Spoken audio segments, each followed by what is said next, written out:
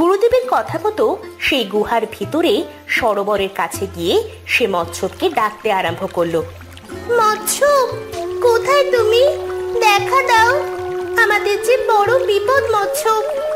এমন সময় সেই নীল সরোবরের পানির ভেতর থেকে বেরিয়ে এলো এক বিশাল বড় কচ্ছপ। বিরাটনগরের মহারাজ রণজয় আর মহারানী মৃন্ময়ীর কোনো সন্তান হচ্ছিল না বহু বছর। তারা অনেক চিকিৎসা করেও তাদের ঘরে কোনো সন্তান ছিল না। একদিন গুরুদেব এলেন রাজসভায়।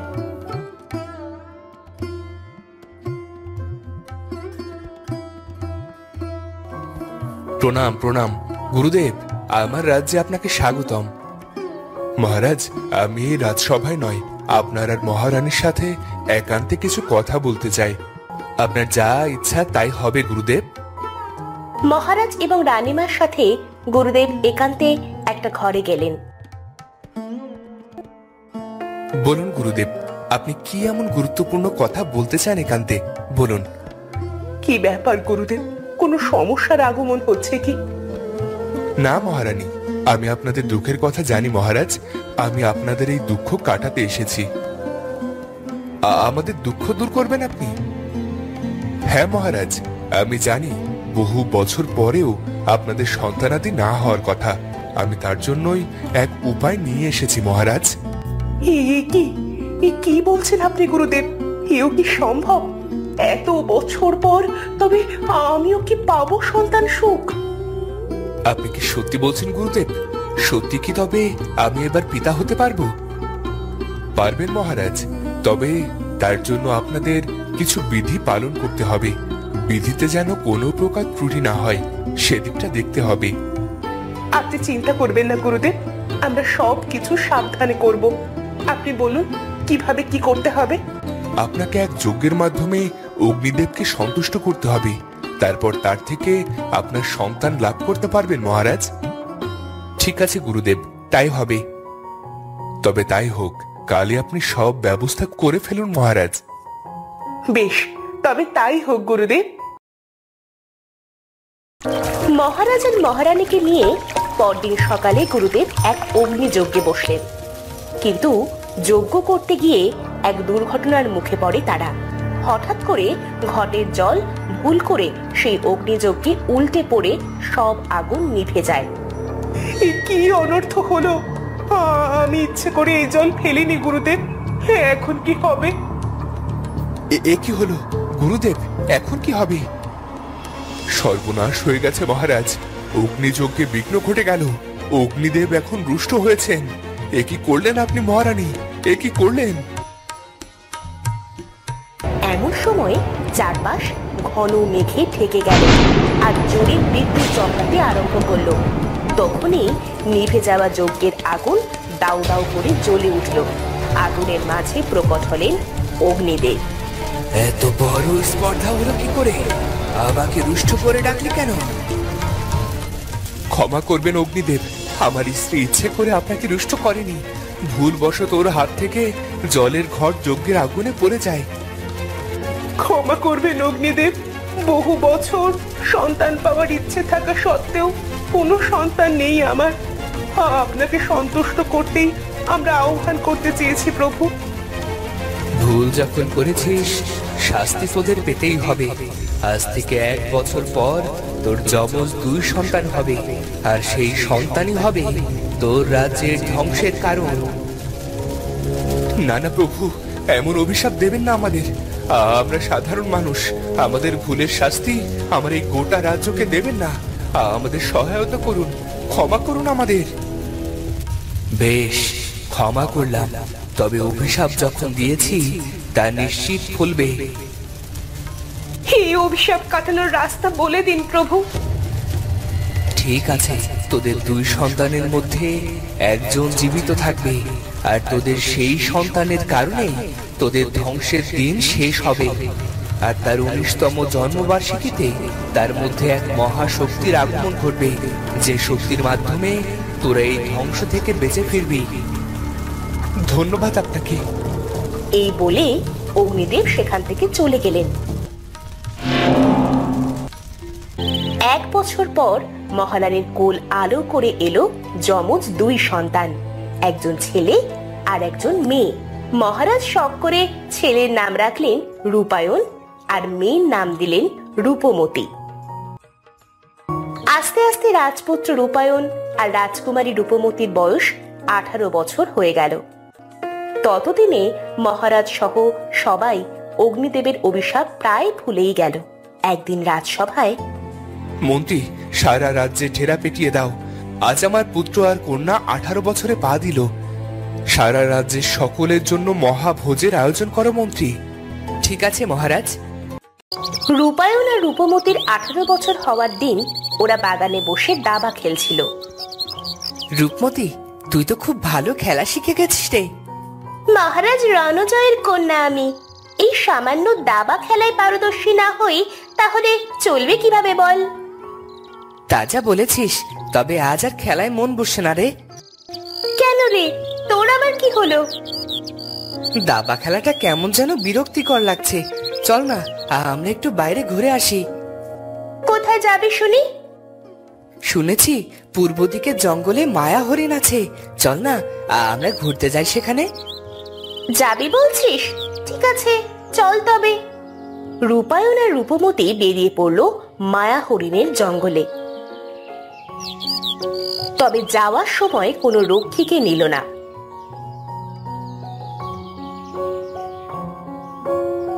জঙ্গলের ভিতর ঢুকেই ওরা অবাক হয়ে যায়, কারণ ওরা এত সুন্দর জঙ্গলে এর আগে কখনো আসেনি, শুধু নাম শুনেছিল।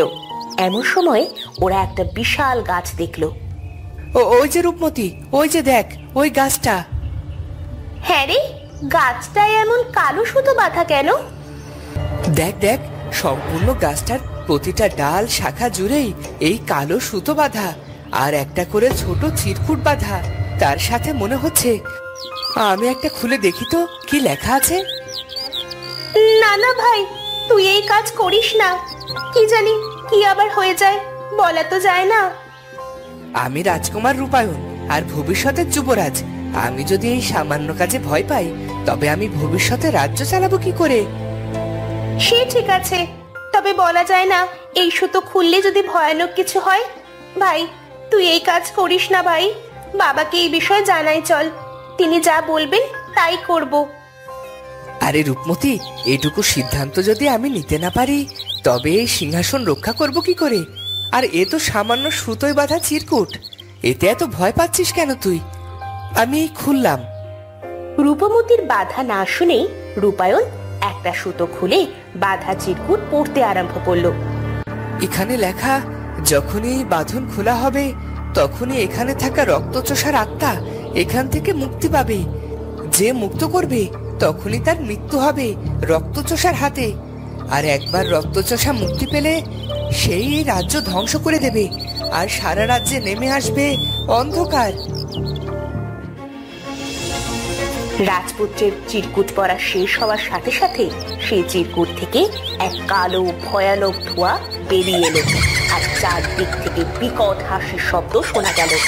সেই হাসি শুনে ওরা দুজন দৌড়ে যাওয়ার সময় হঠাৎ সেই কালো ধোঁয়া থেকে এক রক্তচোষা ডাইনির আগমন হয়।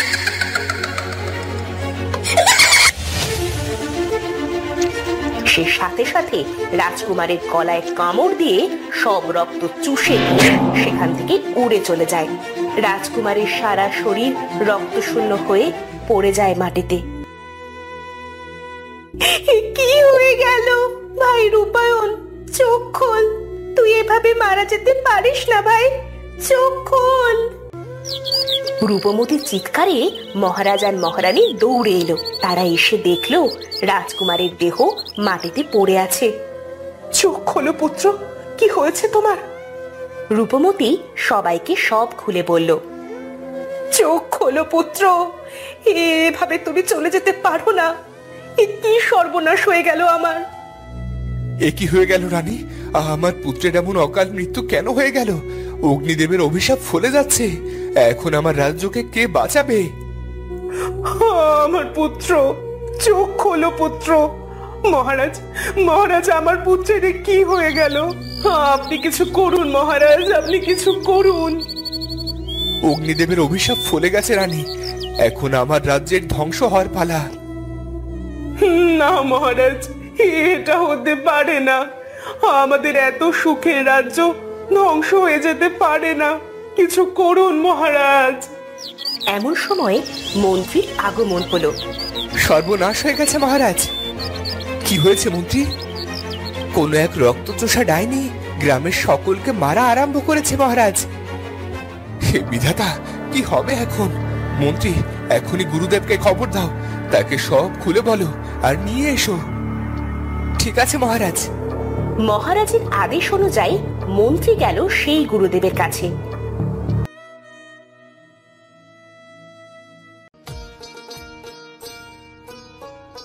এ কি শুনছি মহারাজ, অগ্নিদেবের অভিশাপ যে অক্ষরে অক্ষরে ফলছে।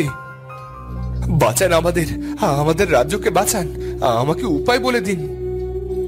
উপায় নেই মহারাজ, এখন শুধু অপেক্ষা। মনে করুন অগ্নিদেবের অভিশাপ, তিনি বলেছিলেন আপনার এক সন্তান জীবিত থাকবে, আর তার 19 বছর হওয়া মাত্রই তার মধ্যে এক শক্তির সঞ্চার ঘটবে। সেই পারবে এই বিপদ থেকে রাজ্যবাসীকে বাঁচাতে। আর আপনার জীবিত সন্তান মানে রাজকুমারী রূপমতী। তার 19 বছর হওয়া পর্যন্ত অপেক্ষা করুন মহারাজ। কিন্তু গুরুদেব, ততদিনে কি হবে সকলের? যেভাবে রক্তচোষা ডাইনি সবার রক্ত চুষে শরীর রক্ত শূন্য করে মেরে ফেলছে, তাকে কি এই 1 বছরে কিভাবে দমিয়ে রাখা যাবে? এক উপায় আছে মহারাজ। এই নিন এক মায়া আয়না। এক সময় এই ডাইনিকে আমি বন্দি করেছিলাম এই আয়নাতে, কিন্তু একদিন ও ছাড়া পেয়ে যায় এখান থেকে। কিন্তু পরে ওকে এই জঙ্গলের গাছে আটকে রাখা হয়েছিল। আমার বয়স হয়েছে, এখন ওর সাথে লড়াই করার শক্তি আমার নেই। তোমাকে এবার এই আয়নায় আবার ওই ডাইনিকে বন্দি করতে হবে, আর ততদিন ওই ডাইনিকে বন্দি করে রাখতে হবে যতদিন না 1 বছর পার হয়। কিন্তু যেদিন রাজকুমারীর 19 বছর হবে, তখনই ওই আয়না ভেঙে সেই ডাইনি বেরিয়ে যাবে। সেদিন লড়াই করে রাজকুমারীকেই শেষ করতে হবে, সেই ডাইনিকে। এ কি বলছেন আপনি গুরুদেব? আমি সামান্য মানুষ, আমি কিভাবে সেই শক্তিশালী দুষ্ট ডাইনিকে হত্যা করব? এটাই নিয়তি রাজকুমারী রূপমতী, এটাই লেখা আছে ভাগ্যে। সময় মতো তুমি সব বুঝবে। আপাতত সেই রক্তচোষা ডাইনির সামনে এই মায়া আয়না ধরো। যদি সে এই আয়নায় নিজের মুখ দেখে, তাহলে সে এই আয়নায় বন্দী হয়ে যাবে। ঠিক আছে গুরুদেব, আপনি যা বলবেন তাই হবে। মা রূপমতী, তুই আমাদের বাঁচার একমাত্র পথ মা। বেশ বাবা, যদি সকলের ভালোর জন্য আমাকে এই ডাইনির সাথে যুদ্ধ করতে হয়, তবে আমি তাই করব। এরপর রূপবতী সেই আয়নাকে হাতে নিয়ে প্রাসাদের ছাদে গেল, আর সেখানে গিয়ে সেই রক্তচোষাকে ডাকতে আরম্ভ করলো। ডাইনি, বেরিয়ে আয় যদি সাহস থাকে। তুই আমার ভাইকে হত্যা করেছিস, আজ তোকে আমি হত্যা করব। বেরিয়ে আয় আমার সামনে। তখনই এক ধোঁয়ার ভিতর থেকে এলো রক্তচোষা ডাইনি। কে রে তুই পুচকি মেয়ে? তুই আমাকে মারবি? তোর সাহস তো কম না। এক্ষুনি তোর রক্ত খাবো আমি, তারপর ছিবড়ে করে ফেলে দেব তোর শরীর। দাঁড়া। ডাইনি রূপমতীর সামনে আসতেই সে আয়নাটা তার সামনে তুলে ধরলো। তখনই ডাইনি সেই আয়নার ভিতর চলে গেল। আড়ালে লুকিয়ে থাকা মহারাজ, মহারানী আর গুরুদেব বেরিয়ে এলো। যাক, এবার তবে বাঁচা গেল এই ডাইনির থেকে। না মহারানী, এই ভুল করবেন না। আপনারা এবার সতর্ক হন। 1 বছর চোখের পলকে পার হয়ে যাবে, তারপরে যুদ্ধের প্রস্তুতি নিন। রাজকুমারীকে যুদ্ধের জন্য প্রস্তুত করুন। ঠিক আছে গুরুদেব, যেভাবে বলবেন তাই হবে। 1 বছর মহারাজ রূপমতীকে কঠোর পরিশ্রম করালেন, তাকে বিভিন্ন অস্ত্র শিক্ষাও দিয়ে পারদর্শী করে তুললেন। আর সেই আয়না রাজকুমারী রূপমতীর কক্ষে রাখা হলো। রূপমতী রোজ সেই আয়নার সামনে বসে থাকতো আর ভাবতো, এই ভাঙা আয়নায় আছে সেই ডাইনি। আমি তোকে কিভাবে মারবো জানি না, কিন্তু এটা জানি তোকে শেষ করতেই হবে আমায়, না হলে যে রাজ্যের সকলকে তুই মেরে ফেলবি ডাইনি।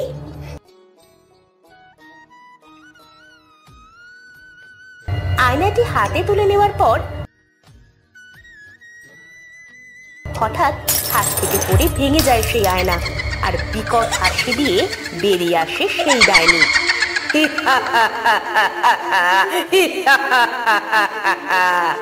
এবার তোকে কে বাঁচাবে আমার হাত থেকে রূপমতি? কিন্তু তোকে মারার আগে আমি সকলকে মেরে ফেলবো। এই বলে ডাইনি সেখান থেকে বেরিয়ে যায়। মা, ও মা, তাড়াতাড়ি এসো, সর্বনাশ হয়ে গেছে মা।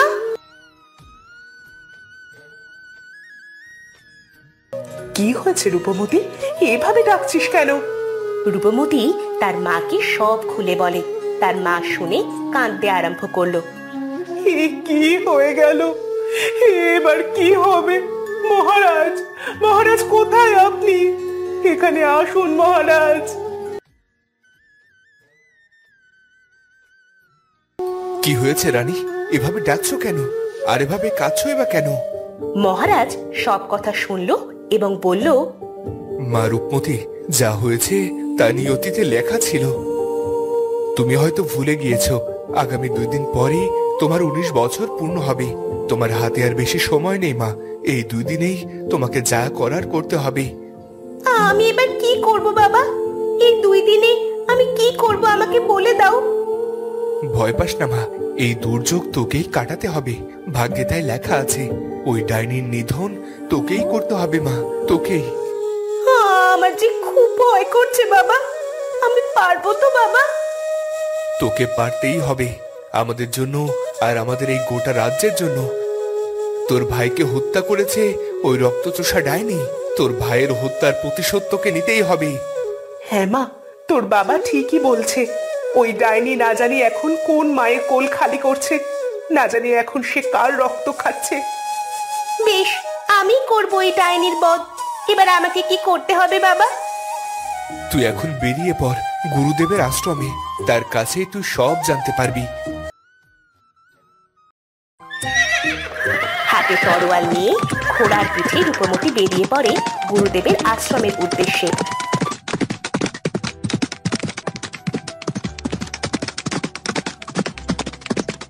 সেখানে পৌঁছে দেখে গুরুদেব ধ্যানে বসেছেন।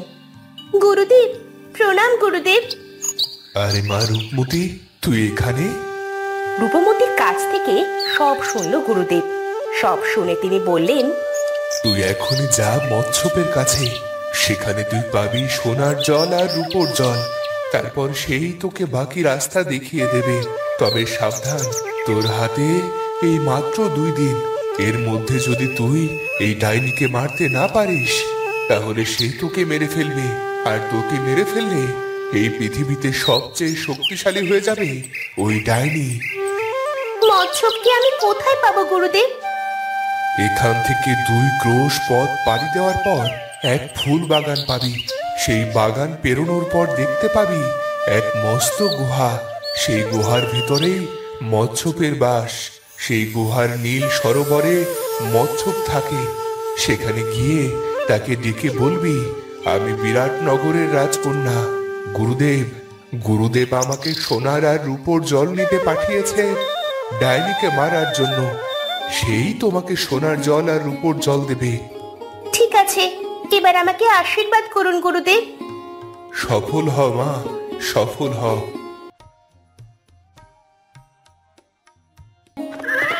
রূপমতি সেখান থেকে বেরিয়ে গেল মৎস্যপের কাছে।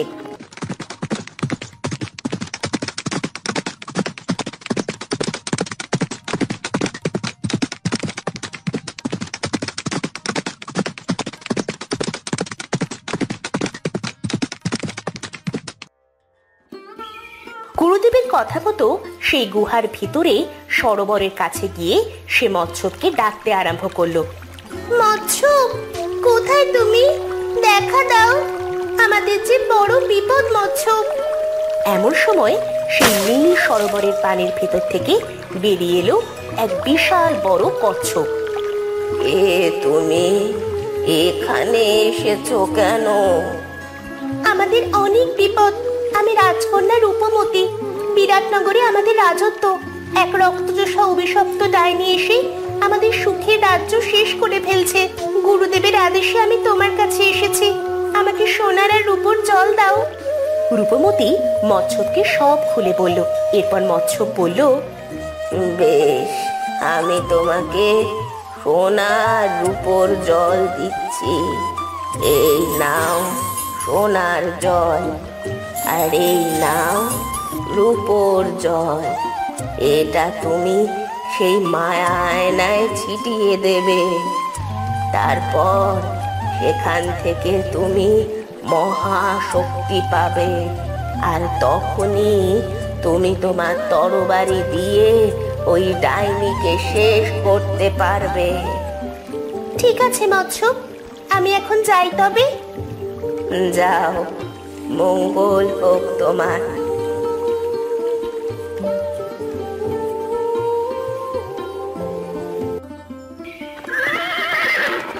মচ্ছবের কাছ থেকে সোনার বাটিতে সোনার জল আর রূপার বাটিতে রূপার জল নিয়ে রাজকুমারী ফিরে যায় গুরুদেবের কাছে।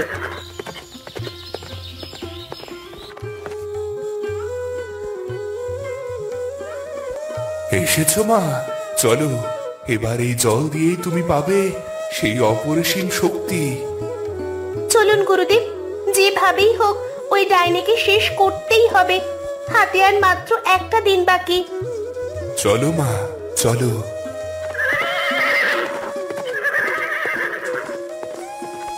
গুরুদেব আর রাজকুমারী রূপমতি তাদের প্রাসাদে ফিরে গেল।